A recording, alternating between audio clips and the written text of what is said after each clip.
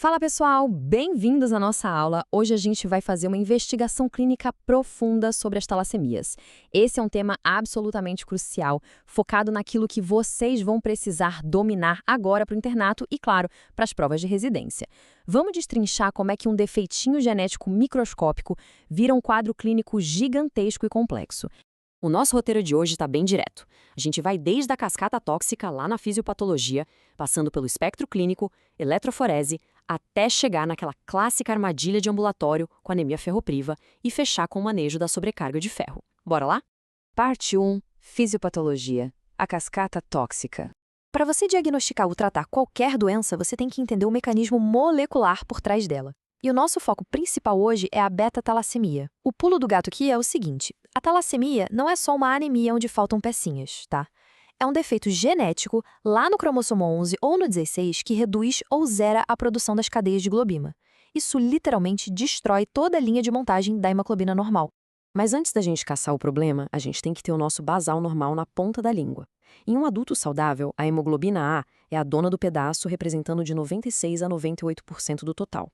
A A2 fica ali entre 2% e 3% e a fetal no máximo 1%.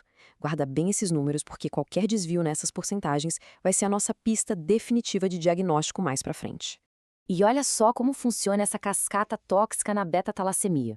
Com a mutação no gene HBB, você tem uma queda nas cadeias beta.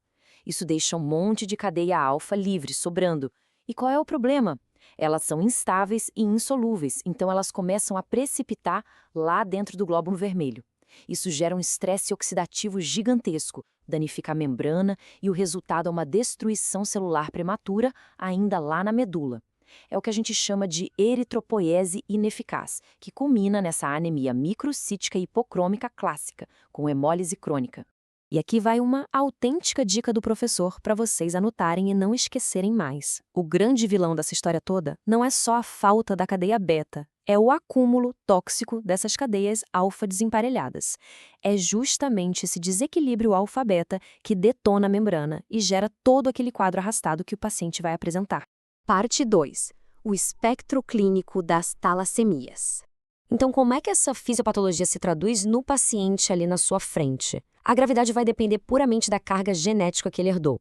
Começando pela forma mais leve, a talassemia beta, menor ou heterozigota, na prática, esse paciente é quase sempre assintomático, tem só uma anemia bem discreta, mas a assinatura no laboratório é inconfundível.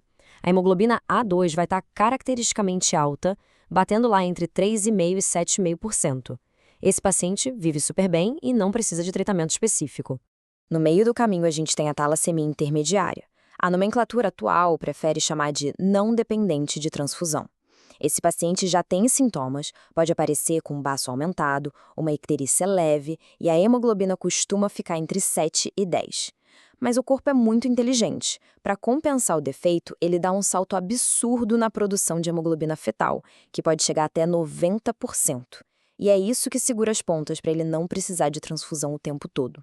E aí a gente chega no extremo mais grave, a talassemia maior, que é totalmente dependente de transfusão. Aqui o buraco é bem mais embaixo. A falta de cadeia beta é tão profunda que logo no primeiro ano de vida a criança já apresenta uma anemia severa, menor que 7. A medula entra num desespero tão grande para produzir sangue que começa a deformar os ossos do crânio e da face, fora a baita-hepatosplanomegalia. E se o paciente for homozigoto do tipo beta 0, a hemoglobina A dele, pasmem, vai ser simplesmente 0. Parte 3. Eletroforese e perfil hematológico. Traçamos o perfil dos nossos suspeitos. Mas o que carimba o diagnóstico e a gravidade na prática clínica? Exames. Essa tabela é o tipo de coisa que você tem que colar na porta do armário até entrar na residência. Ela amarra perfeitamente como o VCM, a hemoglobina e os marcadores da eletroforese se comportam nas 3 formas da doença. E essa comparação ilustra brilhantemente a regra de ouro da eletroforese. Quanto mais grave é a clínica do paciente, mais a hemoglobina fetal decola, passando de 80% na forma maior, e mais a hemoglobina A despenca. É o corpo tentando desesperadamente usar as cadeias gama, já que faltam as betas. E notem que a HbA2 fica ali, teimosa, batendo acima de 4% em quase todas as formas, o que é uma excelente pista para a nossa triagem. Parte 4. A armadilha clássica. Talassemia versus anemia ferropriva. Isso nos leva direto para a maior pegadinha de ambulatório da vida de um acadêmico. Chega o hemograma na sua mão. VCM lá embaixo, menor que 80. HCM reduzido. Microcitose e hipocromia. Qual é o seu primeiro instinto? Ah, é falta de ferro. Vou prescrever sulfato. Mas a gente aqui sabe que tem que ir bem mais a fundo. Nesse cenário, matar a charada depende de cruzar a cinética do ferro com os índices da série vermelha. Porque pensa comigo, dar ferro para um paciente com talassemia é um erro médico gravíssimo, gente. Esse cara já está hemolizando e acumulando ferro de forma patológica. Você só vai piorar o quadro dele. Então, para não cair nessa cilada, você olha para 2 índices rápidos do hemograma, o RDW e a contagem total de eritrócitos. Na talassemia heterozigota, como o defeito é genético, ele afeta as células por igual, ou seja, o RDW é normal e a contagem de hemácias sobe para mais de 5 milhões porque a medula tenta compensar. Já na falta de ferro, a produção é caótica, o que joga o RDW lá para cima e a contagem de células para baixo. Sem falar na ferritina, né? Baixa na ferropriva e normal ou até alta na talassemia. E a parte 5, tratamento e sobrecarga de ferro. Para entender o grande paradoxo no tratamento dos casos graves, a gente precisa olhar para as transfusões. Na talassemia maior, transfundir sangue com frequência salva vidas, claro. Mantém a hemoglobina e freia aquela superprodução tóxica da medula. Só que cada bolsa de sangue é carregada de ferro, e o nosso corpo simplesmente não tem um mecanismo ativo para jogar esse excesso fora.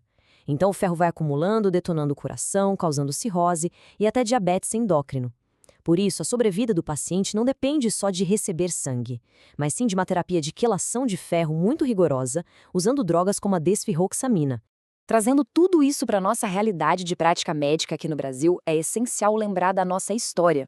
Com aquela migração pesada no fim do século XIX, essas mutações genéticas vieram de navio para cá. No Sudeste, especialmente ali em São Paulo, por conta da imigração italiana, a gente vê a maior concentração de talassemia maior. E lá no Nordeste, muito pela influência portuguesa, a forma intermediária acaba sendo mais prevalente. Como futuros médicos, essa responsabilidade diagnóstica vai estar nas mãos de vocês todos os dias. Se um traço genético super silencioso consegue imitar quase com perfeição a carência nutricional mais comum do planeta, qual vai ser a sua conduta na próxima vez que bater o olho numa microcitose no ambulatório? Mantenha a suspeita alta, confia no que o RDW está te dizendo, peça aquela eletroforese de hemoglobina e nunca pare de procurar as pistas escondidas no sangue do seu paciente. Valeu, pessoal, e até a próxima aula!